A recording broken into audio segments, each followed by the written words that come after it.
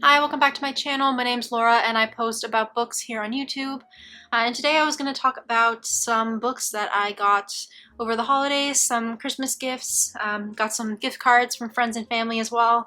So yeah, I ended up with quite a few books. As I'm sure many of you could assume, lots of people in my life know that I love reading and tends to be the main gift I get, which I always love and appreciate.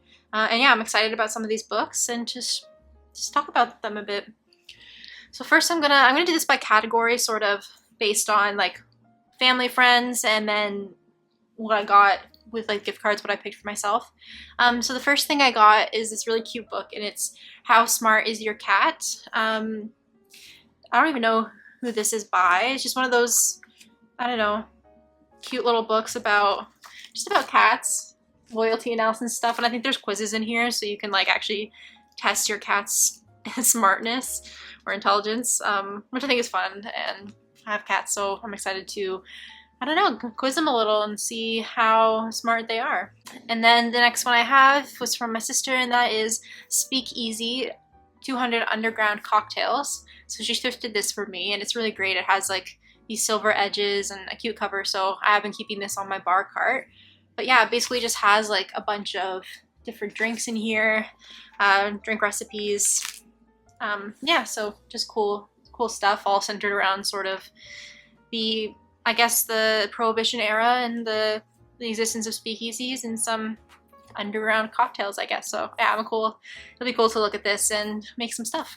And then one that my roommate got me, because we are both big fans of VPR, and that is the unofficial Vanderpump Rules Ultimate Trivia Book. So yeah, this is basically just a big book of trivia about VPR. We're currently rewatching it, for me the second time, I think third or fourth for her, maybe third, I'm not sure. But yeah, just in terms of reality TV, VPR is like top tier for me, and this is really fun. Something we can do together, and the illustrations inside are pretty fun, and they have like little recipes in here and things, so yeah, it's fun. And then I'm going to talk about some of the books that my family picked up for me. And the first one is one that I got from my aunt that she picked up. This is an indie author from sort of our area, and it's called The Park Street Secrets by Yvonne van Lankveld. And the blurb for this is: a historic government office and police station in Niagara Falls, Ontario is redeveloped into 7 condominiums. Some new residents have ties to its cultural heritage, while others being secrets to keep there. Siblings Lily and Rose must cohabit for 1 year or lose their inheritance despite their animosity toward each other. Gracie Sheehan is determined to make a fresh start after many unexpected events force her to question her values and life goals. Young lovers move down the hall from a self-serving customs broker who always gets whom and what he wants. Mix these unique characters with a medley of others, add a building manager with secrets of his own, and discover how Park Street becomes a chaotic blend of love, betrayal, and the need for human connection. Yeah, it's cute. It's a indie self-published book that my aunt found for me. She went to, I think it was some sort of market that she found this at. And yeah, I think it's great to support indie authors and local authors. So I'm excited to read this one, and I've seen good reviews for it on Goodreads and everything. So. And then my dad picked me up a couple books, and he got me the first of a couple fantasy series that he read and loved when he was around my age, which is really cool. So he's gotten me a couple to check out and see if I wanted to continue the series or not. And the first one of that is The Chronicles of Thomas Covenant the Unbeliever, and it's the Lord Falsbane trilogy by Stephen R. Donaldson.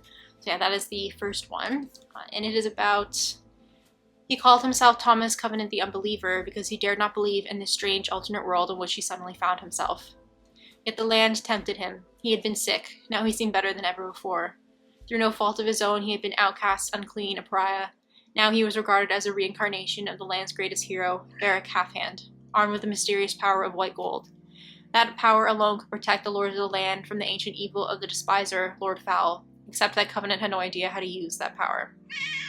Thus begins one of the most remarkable epic fantasies ever written. So yeah, that is Lord Falsbane is the series name, I think. And yeah, sounds really interesting. I think this was published, let's see, when were you published? Originally in 1977. So yeah, bit of an older fantasy, but as I've said in previous videos, I'm really interested in exploring more of the genre, and I think having some books that my dad liked of fantasy that was when he was my age is really cool to me. And the next one of that is The Sky Stone by Jack White. And this is Born of the chaos of the Dark Ages, the dream of eagles produced a king, a country, and an everlasting legend, Camelot. 367 AD, the empire is crumbling and the legions of Rome are in retreat. The green and peaceful lands of Britain have become a blood-soaked killing ground. It is a time that breeds treachery in some men and greatness in others. This is the story of Gaius Publius Verus, a former Roman officer, now a maker of swords. As the empire tears itself apart, Verus makes a fateful decision to turn his back on Rome and strive to preserve civilization in Britain. With the great love of his life, the beautiful, untamed noblewoman Lucia, and his former general Caius Britannicus, Verus will rekindle the dying flame of justice. And from a stone that fell from the sky, he will forge the sword known as Excalibur and plant the seeds of a legend. Rich in historic detail, brimming with drama, intrigue, and passion, this sky stone gives new resonance to an enduring and powerful tale.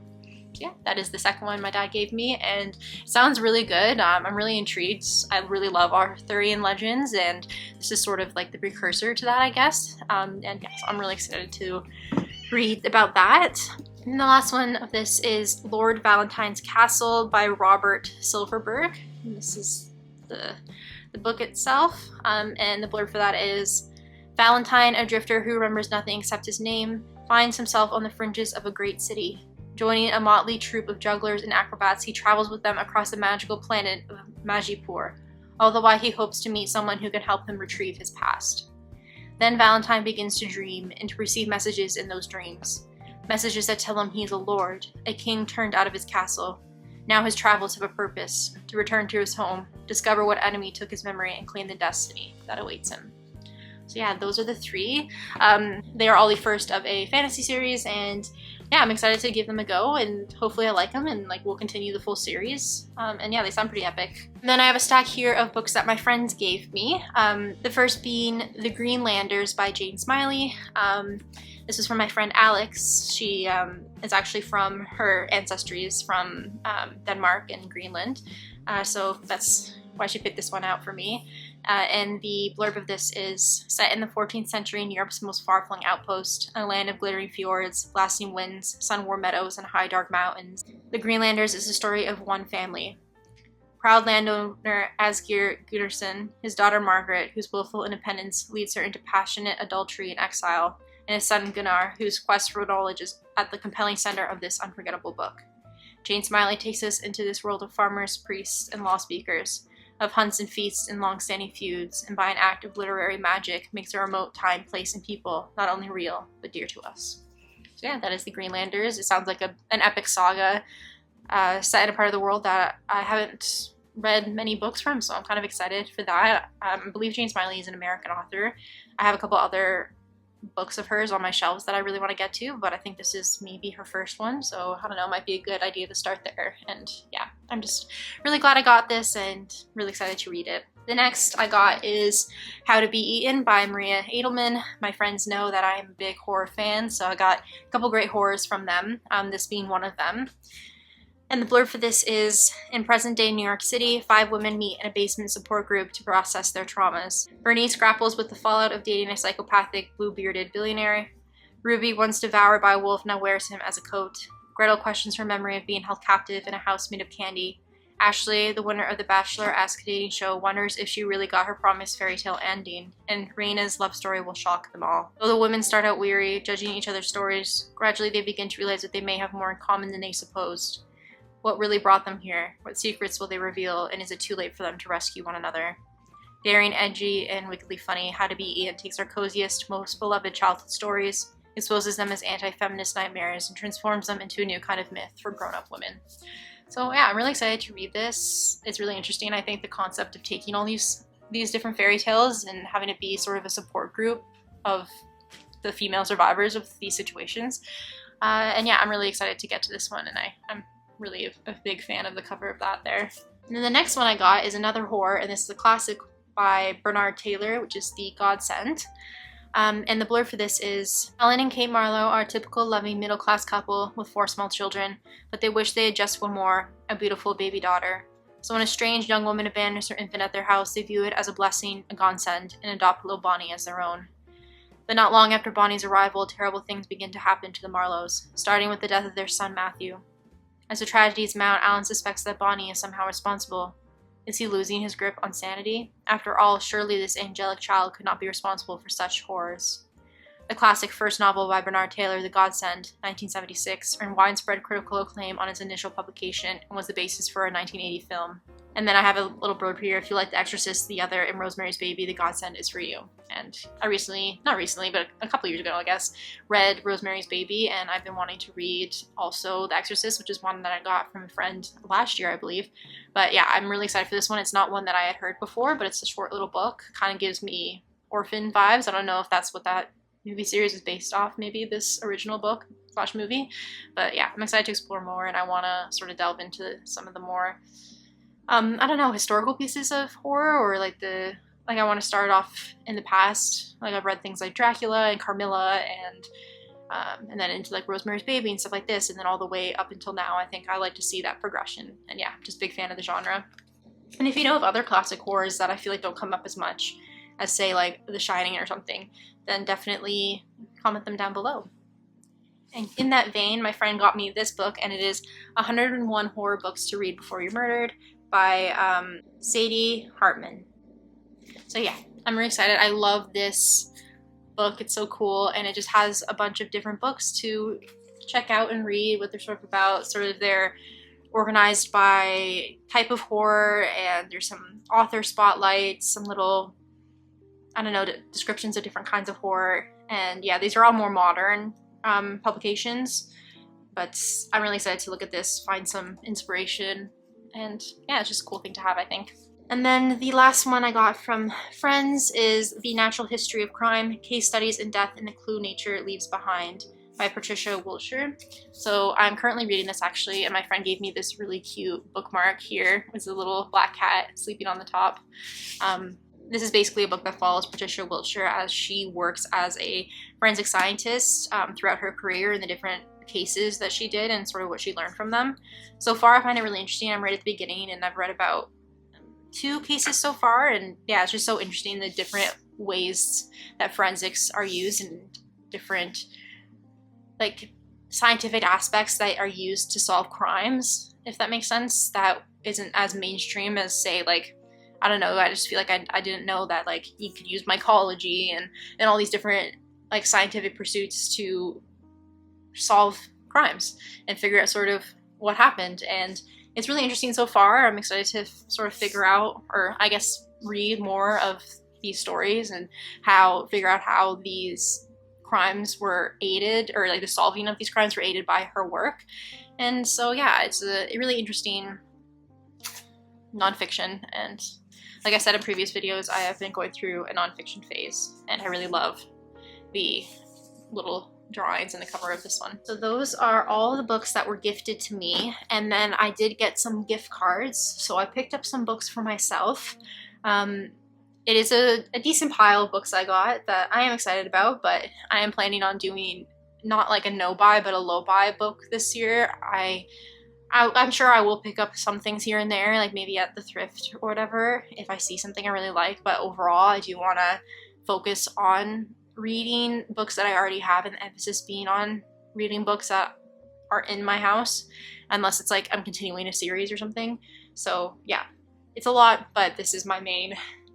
I'm gonna chill after this is what I'm saying, in terms of buying books, and focus more on reading what I have, and hopefully making videos sort of surrounding that effort to be more mindful about reading what I have versus always buying books.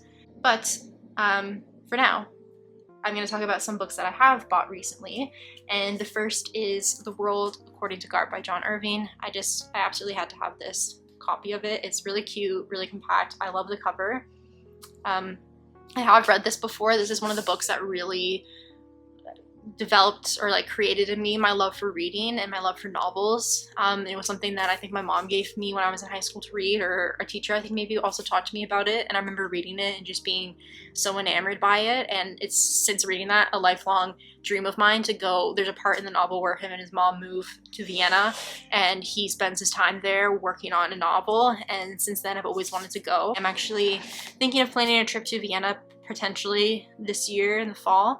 So I really wanted to have a copy of this because I want to reread it, and if I do go to Vienna, I kind of want to bring it with me and read it there. but that is this one, and I will read the blurb for this in case you don't know what it's about. The World According to Garp is a comic and compassionate coming-of-age novel that established John Irving as one of the most imaginative writers of his generation. A worldwide bestseller since its publication in 1978, Irving's classic is filled with stories, inside stories about the life and times of T.S. Garp, novelist and bastard son of Jenny Fields, a feminist leader ahead of her time. Beyond that, The World According to Garp virtually defies synopsis. Nothing in contemporary fiction matches it, said critic Terence Dupre. Irving's blend of gravity and play is unique, audacious, almost blasphemous. Friendship, marriage, and family are his primary themes, and at that blundering level of life, where mishap and folly, something close to joyful malice, perpetually intrude and disrupt, often fatally. Life in Irving fiction is always under siege. Time magazine commented, Irving's popularity is not hard to understand. His world is really the world according to nearly everyone. So I'm really excited for this. I love this copy of it. I'm going to cherish this, and I'm very excited to give it another read this year. So I guess not one I'm adding to my bookshelf that I've never read before, but still one that will be on my shelf and one that I will for sure be reading this year, especially if I end up in Vienna, but even if not, I would still like to read this probably around that time anyways. And then I got another fantasy series, and these are 2 books. This is all that the series has published so far, and these are pieces of historical fiction. Maybe they're not considered fantasy then. I don't know. I have to read them, but I think maybe they actually are just historical fiction rather than fantasy. Be that as it may, the first and second book in the series are Hild by Nicola Griffith and Meanwood by Nicola Griffith, which is the second one. And I'll read the blurb for the first one, but I'll leave the second one because I wouldn't want to spoil anything for this. So, in 7th century Britain, a new religion is coming ashore, and small kingdoms are merging frequently and violently. Hild is the king's youngest niece with a glittering mind and natural authority. She is destined to become one of the pivotal figures of the early Middle Ages, Saint Hilda of Whitby, but for now she has only the powerful curiosity of a bright child and the precarious advantage of a plotting uncle, Edwin of Northumbria, who will stop at nothing to become Over-King of Angles. Hild establishes a place for herself at his side as the king's seer, and she is indispensable, as long as she doesn't lead Edwin astray. The stakes are high, life and death, for Hild, for her family, and increasingly for those who seek the protection of the strange girl who seems to see the future. Drawing from the few records history has left us, Nicola Griffith has brought the young Saint Hilda's harsh but beautiful world to vivid and absorbing life. So yeah, definitely historical fiction, but I'm very, very excited to read these. I've heard good things, and yeah, I just love the covers of these as well. So that is the first copy, or the first volume, and then the second one here, which is my favorite of the 2, I would say, which is Meanwood. And yeah, I think it's a series that's being continued, but these are just the first 2 that are out, and I will definitely be prioritizing these in the new year. Then I got myself a bit of a tome that I really want to read this year, and that is The Magic Mountain by Thomas Mann. I don't know a great amount of details about this. I think it's set at a sanatorium in World War I in Switzerland, maybe. But I've heard such really good things about this. I think everyone that I've seen that I follow seems to be doing some sort of read of this, like whether they did a read it last year or are planning to this year. I just think it's been talked about a lot recently, and it's made me really intrigued. But it doesn't seem, this copy doesn't seem to have a blurb, so I can't really describe what it's about other than that I know it is set at I believe it's Switzerland. Don't quote me on the exact location, but it's in that region, okay? And it is after, I think, after World War I, and I think it's after World War I, and yeah, just a mental health facility. And that is basically all that I know about it, except that all the things people have been saying about it, and that it is sort of a masterpiece, and that it is humongous. This copy is 752 pages, but I'm not afraid of a large book, so I am excited to check this one out. The next one I have is a nonfiction, and that is Art, Sex, Music by Cozy Fanny Tutti. I really do love books like this that follow artists and creatives.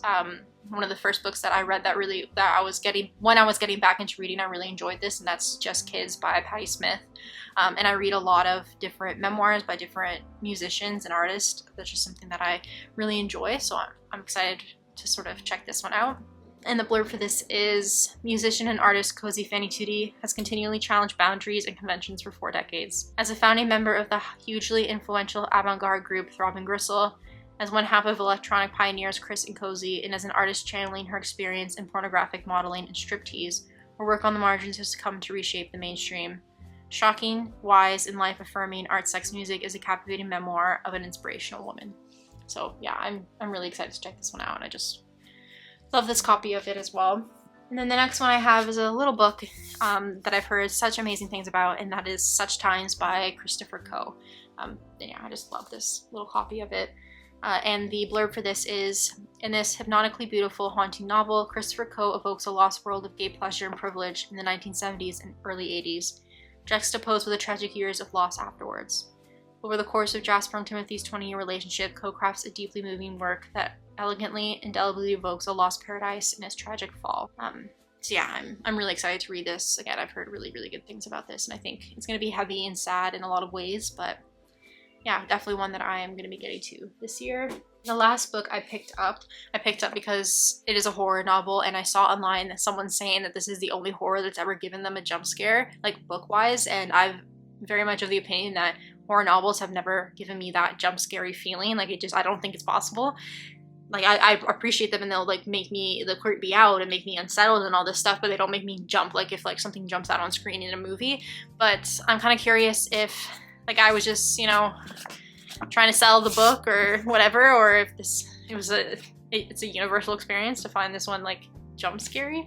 And that is Carrying Comfort by Dan Simmons. Just the cover kind of makes me want to jump, because imagine like waking up in the night and you can kind of barely see, and then you look on your bookshelf and like this face is looking at you. I'm gonna have to prop it up that way in my room. And this is the blurb for this one. The past. Caught behind the lines of Hitler's final solution, Saul Lasky is one of the multitudes destined to die in the notorious Chelmno extermination camp, until he rises to meet his fate and finds himself face to face with an evil far older and far greater than the Nazis themselves. The present. Compelled by the encounter to survive at all costs, so begins a journey that for Saul will span decades and cross continents, plunging into the darkest corners of 20th century history to reveal a secret society of beings who throughout the ages may exist behind the world's most horrible and violent events. Killing from a distance and by darkly manipulative proxy, they are people with a psychic ability to use humans, read their minds, subjugate them to their wills, experience through their senses, feed off their emotions, force them to acts of unspeakable aggression. Each year, 3 of the most powerful of this hidden order meet to discuss their triumphs of induced bloodshed and deliberate destruction. But at this reunion, something will go terribly wrong. Saul's quest is about to reach its elusive object, drawing hunter and hunted alike into a struggle that will plumb the depths of mankind's attraction to violence and determine the future of the world itself.